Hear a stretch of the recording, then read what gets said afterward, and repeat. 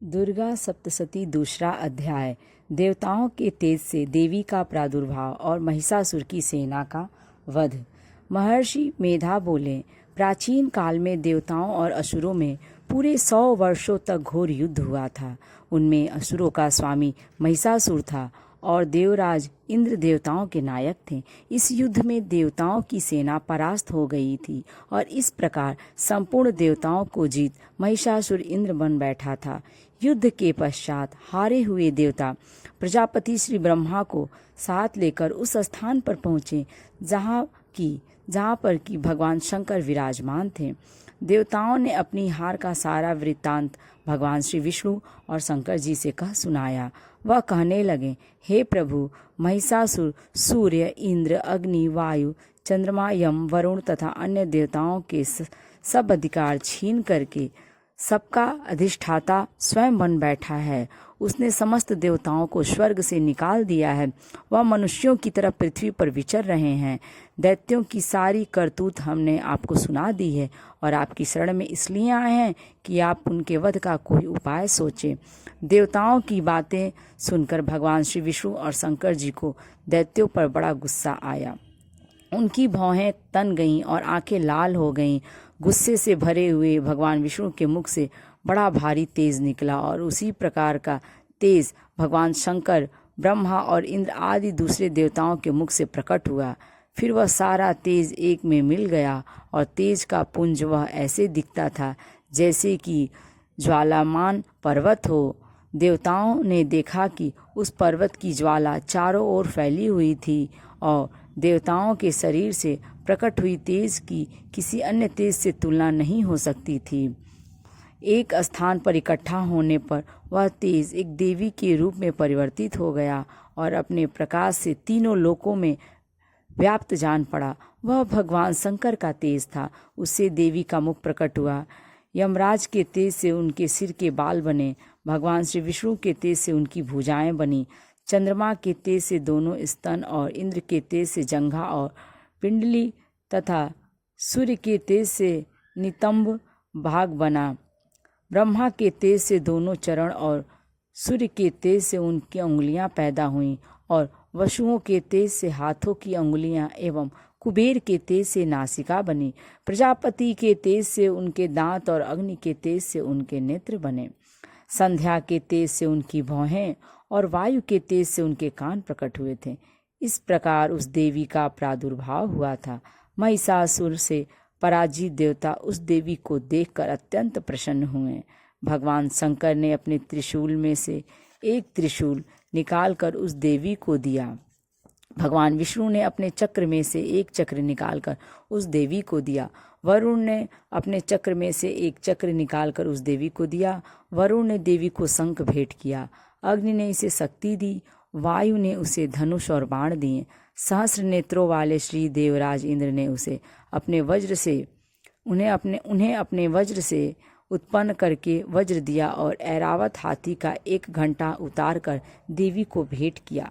यमराज ने उसे कालदंड में एक दंड दिया।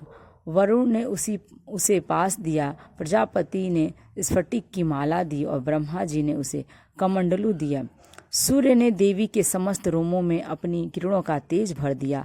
काल ने उसे चमकती हुई ढाल और तलवार दी तथा उज्ज्वल हार और दिव्य वस्त्र उसे भेंट किए और इनके साथ ही उसने दिव्य चूड़ामणि दी। 2 कुंडल, कंकड़, उज्ज्वल अर्धचंद्र, बाहों के लिए बाजूबंद, चरणों के लिए नुपुर, गले के लिए सुंदर हंसली और अंगुलियों के लिए रत्नों की बनी हुई अंगूठियां उसे दी।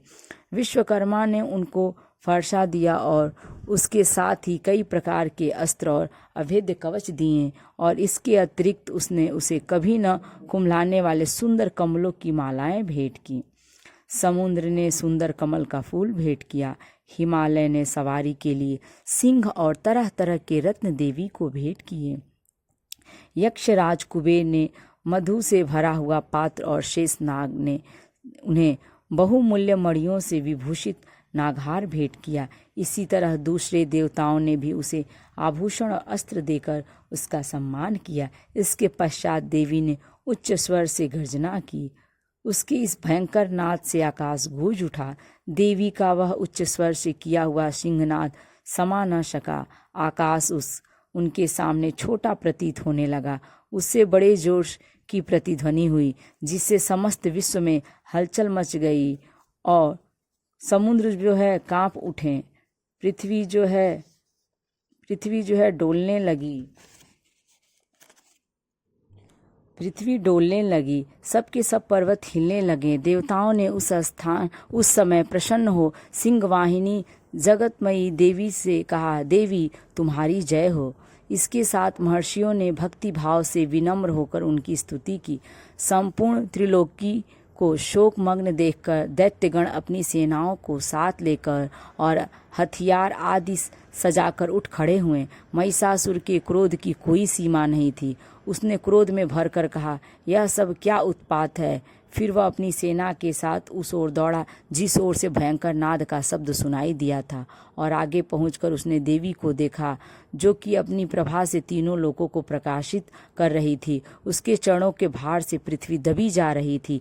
माथे के मुकुट से आकाश में एक रेखा सी बन रही थी और उसके धनुष की टंकार से सब लोग क्षुब्ध हो रहे थे। देवी अपनी सहस्रों भुजाओं को संपूर्ण दिशाओं में फैलाए खड़ी थी। इसके पश्चात उनका दैत्यों के साथ युद्ध छिड़ गया और कई प्रकार के अस्त्र शस्त्रों से सब दिशाएं उद्भासित होने लगीं।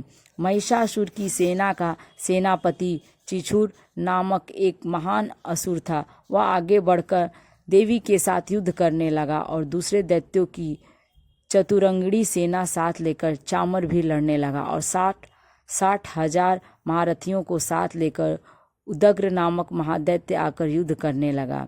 और महाहनु नामक असुर 1 करोड़ रथियों को साथ लेकर, असीलोमा नामक असुर 5 करोड़ सैनिकों को साथ लेकर युद्ध करने लगा। वाशकल नामक असुर 60,000 असुरों के साथ युद्ध में आ डटा।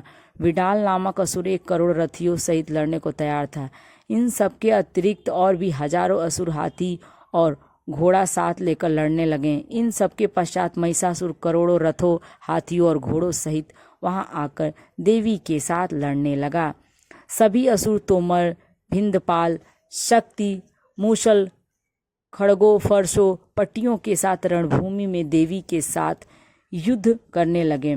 कई शक्तियां फेंकने लगे और कोई अन्य शस्त्रादि। इसके पश्चात सबके सब दैत्य अपनी अपनी तलवारें हाथों में लेकर देवी की ओर दौड़े और उसे मार डालने का उद्योग करने लगे। मगर देवी ने क्रोध में भरकर खेल ही खेल में उनके सब अस्त्रों शस्त्रों को काट दिया।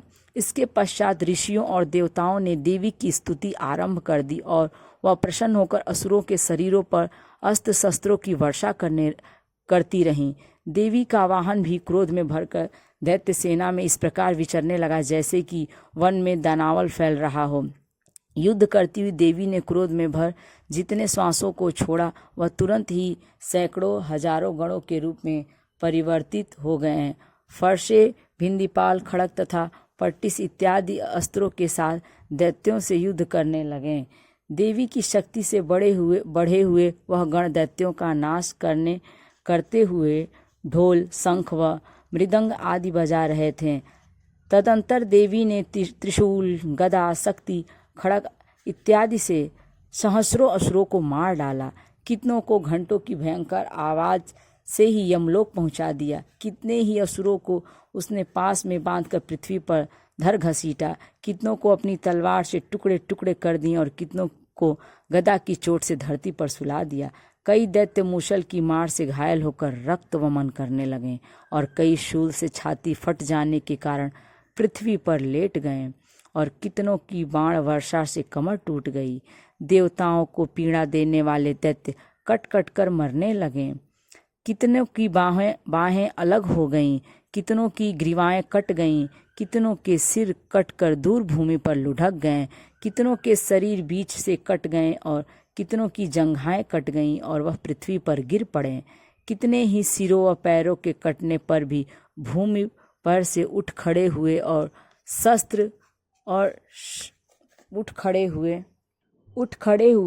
शस्त्र हाथ में लेकर देवी से लड़ने लगे।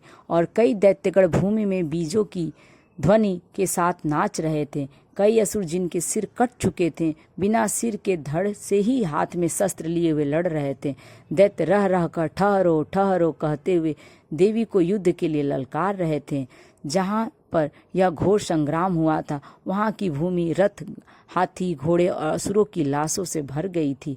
असुर सेना के बीच में रक्तपात होने के कारण रुधिर की नदियां बह रही थीं और इस तरह देवी ने असुरों की विशाल सेना को क्षण भर में ही इस तरह से नष्ट कर डाला जैसे तृण काष्ठ के बड़े समूह को अग्नि नष्ट कर डालती है। और देवी का सिंह भी गर्दन के बालों को हिलाता हुआ और बड़ा शब्द करता हुआ असुरों के शरीरों से मानो उनके प्राणों को ढूंढ रहा था।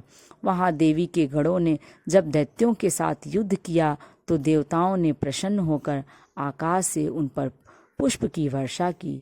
यदि वीडियो ये अच्छी लगी तो लाइक करें और यदि मेरे चैनल पर नए हैं तो इसे सब्सक्राइब करें।